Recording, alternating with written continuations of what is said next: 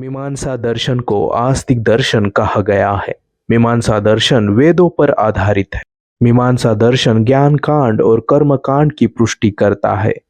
इसमें बताया गया है कि वास्तविक रूप में धर्म का स्वरूप क्या है। मीमांसा दर्शन के अनुसार स्वर्ग ही जीवन का अंतिम लक्ष्य है। जैमिनी और शबर इस विचार के पोषक है। स्वर्ग को दुख रहित कहा गया है और नरक को दुखों से भरा हुआ। स्वर्ग की प्राप्ति कर्म के द्वारा संभव है। जो लोग स्वर्ग की अपेक्षा करते हैं उन्हें कर्म करते रहना चाहिए। लेकिन फिर मन में सवाल उठता है कि अगर कर्म करने से स्वर्ग की प्राप्ति होती है तो मनुष्य को कौन से कर्म करने चाहिए।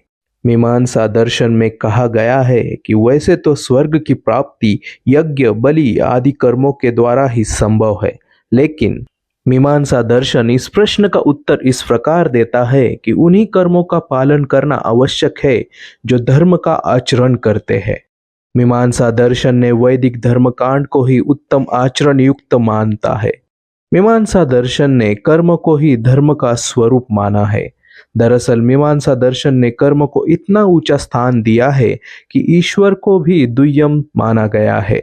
मीमांसा में ईश्वर की सत्ता या अस्तित्व को केवल इसलिए स्वीकार किया गया है क्योंकि उनके नामों को लेकर हवन अनुष्ठान किए जाते हैं। यह कर्म का उद्देश्य देवताओं को संतुष्ट करना नहीं है बल्कि आत्मा की शुद्धि है। मीमांसा